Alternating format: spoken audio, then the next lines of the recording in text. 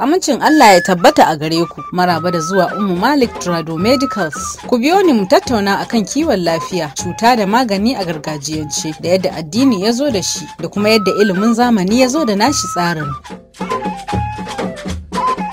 Turaren miski yana da ƙamshi mai ƙarfin gaske kuma yakan daɗe a inda aka shafa shi ƙamshinsa bai gushe ba. Shi dai wannan turare ana samar da shi ne daga abin da ake kira musk, wanda yake a matsin barewa. Shi dai wannan musk ɗin yana kusa da azzakarin 'ya'yan maraina da balagaggen namijin wannan dabba. Shi kuma sunan musk ya samo asali ne daga yaren Girkawa kuma yana nufin abu mai ƙarfin ƙamshi. Wasu kuma suka ce sunan ya samo asali ne daga yaren Indiyawa wanda yake nufin ƙaramin 'ya'yan maraina. Ita dai barewar musk tana rayuwa ne a dazukan tsibirin Himalaya da ke nahiyar Asiya. Babu wanda zai iya cewa ga asalin yadda aka fara sarrafawa tare da amfani da wannan musk ɗin wajen yin turaren miski. Sai dai sanannen al'amari ne cewa mutanen ƙasar Sin wato China da Indiyawa sun daɗe suna amfani da shi wajen abubuwan da suka shafi al'adunsu da magungunansu na gargajiya. Mafi tsohon rubutu da ya magana akan turaren miski an same shi ne a cikin littafin ƙasar Sin shekaru sama da 2000 da suka wuce. Sun kasance suna haɗa shi da saiwowi da sauran tsirrai don magance cututtukan da suka shafi zuciya, bugun jini, suma, jijjiga da sauransu.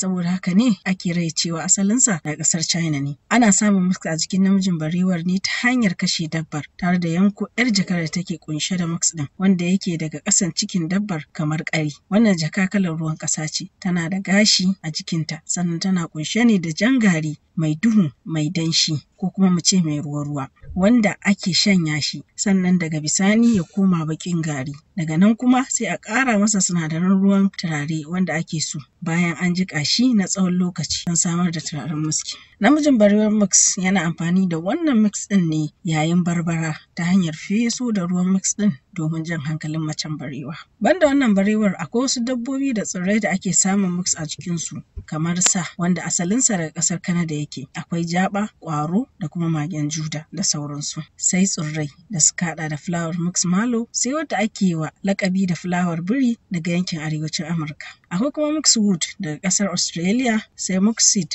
wanda ake samu a ƙasar India da dai sauransu. An ci gaba da amfani da mix na asali daga jikin dabba wajen yin turare har zuwa ƙarni na 20 a lokacin da aka gano barazanar da waɗannan dabbobi suke fuskanta na ƙarewa a doron ƙasa da kuma ɗan karen tsada da yake da shi, domin kuwa akwai lokacin da gram ɗaya na garin mix ya ninka gram ɗin gwal sau 5 a ƙasar Turai. Da haka ne ya zama ɗaya daga cikin mafi tsadar abubuwan da ake saidawa daga cikin dabbobi a duniya. Masana sun tabbatar da cewa sinadarin muskon shine wanda yake da alhakin ba da ƙamshi mai ƙarfin gaske. A dalilin haka aka fara ƙirƙirar na kamfani ta hanyar kwaikwayon wannan sinadari na asali don samar da turaren miski. A yanzu kam za mu iya cewa kusan dukkan turaren miski da ake da shi ana samar da shi ne a kamfani ta hanyar amfani da kwaikwayon asalin sinadarin miski na jikin dabbobi. Tunda aka gano yadda ake haɗa wannan sinadari na mix, aka ci gaba da sarrafa shi ta hanyar saka shi a cikin mahaɗar tarurruka saboda ƙarfin ƙamshinsa da daɗewa a jiki. Shi yasa zaka ga wasu tarurruka na alfarma suna ɗauke da sunan mix a jikinsu. Addinance kuwa za mu iya cewa a musulunci turaren miski sarki ne, domin kuwa Annabi sallallahu alaihi wasallam da sahabbansa sun kasance suna amfani da turaren miski.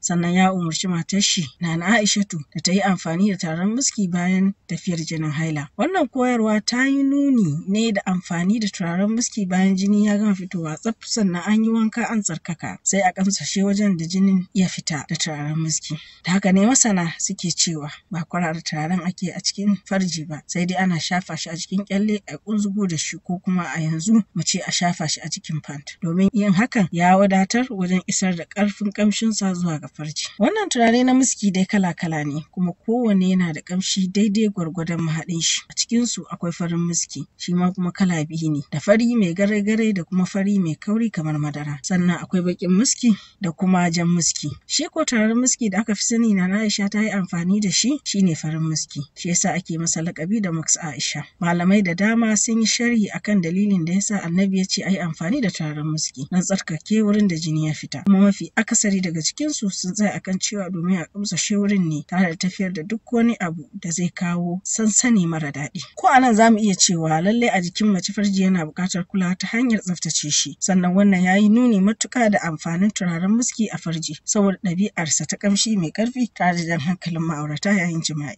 A yayin da aka fi karkata wajen amfani da turaren miski don magance lalurar da ta shafi aljanu da kuma kayan mata a ƙasar Hausa, bari mu yi duba ga binciken da masana kimiyya suka yi akan amfanin da yake da shi wajen magance cututtuka. Bincike da gwaje-gwajen zamani ya tabbatar da cewa yana maganin cututtuka da dama. Binciken dai an gudanar da shi a matakin amfani da kayan gwaje-gwaje, sannan kuma da mataki na gwaji akan dabbobi a cikin ɗakunan gwaji na manyan jami'o'in ƙasar China, Egypt, Malaysia, Saudi Arabia da dai sauransu. Waɗannan gwaje-gwaje sun tabbatar da mux ko sinadarin muscon yana maganin cutar doguwar suma, shanyewar ɓarin jiki, cututtukan da suka shafi zuciya, kuma yana da ƙarfin kashe ƙwayoyin cuta kamar su bacteria da sauransu. A matakin gwaji na asibiti kuwa akwai magunguna da dama da suka ƙunshi mux a cikinsu, waɗanda suka samu rijista da sahalewar hakkin mallaka a ƙasar China. A cikin waɗannan magunguna, gwamnatin ƙasar China ta yarje 4 kacal da su yi amfani da mux na asali daga jikin barewa. Sai dai an samar da gonaki domin kiwon waɗannan dabbobi don samar da isasshen mux. Domin ko hukumomi sun yi hani da farautar waɗannan dabbobi a cikin dawa. A matakin gwajin asibiti na duniya kuwa magungunan gargajiya masu kunshe da mux ko sinadarin muscon